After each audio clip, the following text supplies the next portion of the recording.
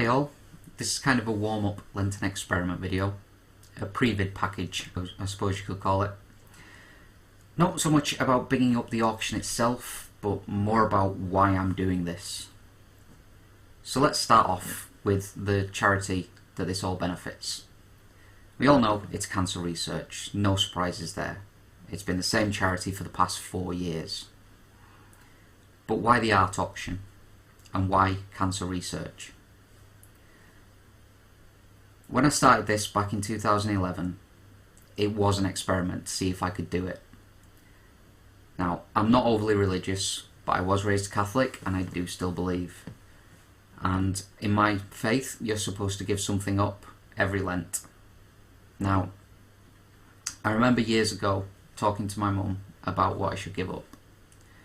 And she turned around and said, why not just do something extra rather than giving something up?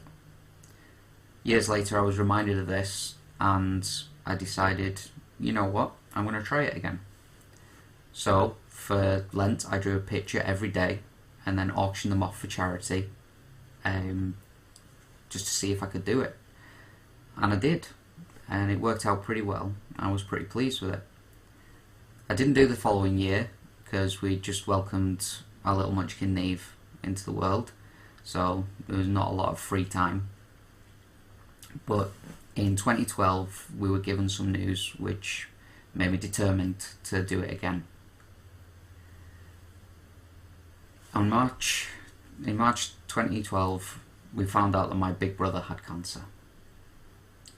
Now, I wasn't particularly close with my brother at this point, but when I was a little kid he was my idol.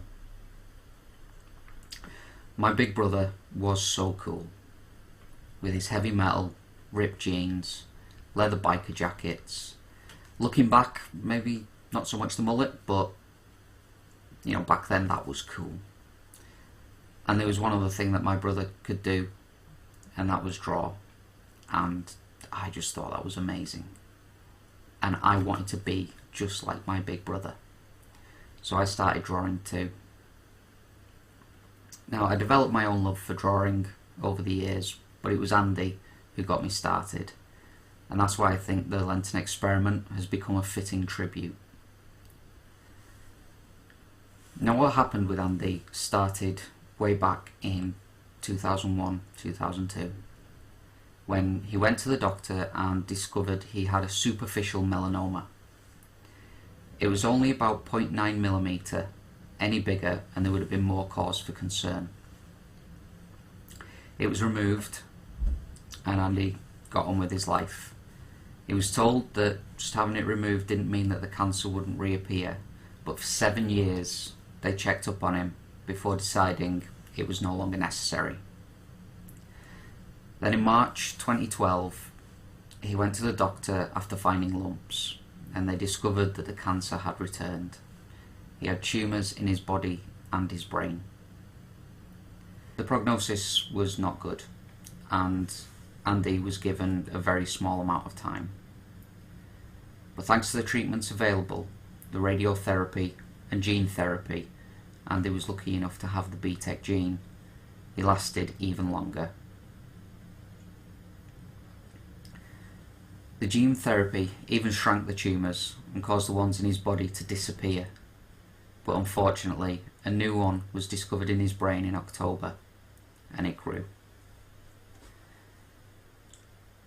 We decided the whole family was going to get together for a massive second Christmas, but sadly Andy collapsed at the train station and wasn't able to make it.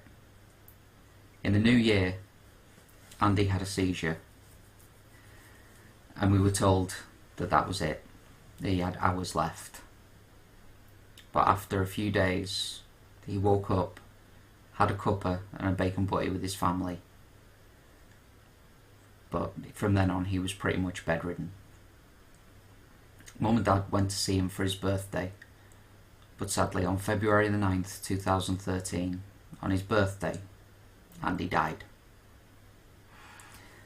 I know I said I wasn't close to my brother, but he was still my brother and I loved him. And it was horrible to lose him, especially since I left behind a wife and 4 boys. Now, thanks to the treatments that Andy was receiving, we were able to get together for a holiday together with immediate family, and I got to introduce Andy to my munchkin Neve. Now, before we left, I'd taken Neve to go see her Uncle Andy to say goodbye, and whilst Andy was there holding her, he looked at me and said, "You done good," and then he gave me a hug. Now, that moment meant the world to me, and we almost didn't get it. Now, Andy never got a chance to meet Evan, my little monster, who they would have just gotten on so well. And we've just recently been told that my Auntie Lillian has been diagnosed with cancer. It's quite bad, and sadly there's not a lot that can be done for her with the treatments available today. So to try and bring this all together, the reason I'm telling you this is to let you know that the money raised for these auctions goes to cancer research, whose mission it is to find new treatments and hopefully a cure. Sadly, in this world, to do those things, money is needed, and here we are again at the main point out. I want to give this organisation money, more than I could donate myself, to help other families have the time for those moments, or to keep families together. Now, with your help, that can be achieved. Discoveries are being made all the time into potential treatments and cures. And with what we generate, it may only help one thing, but that one experiment could potentially help so many people. So please, please, please, I cannot stress this enough.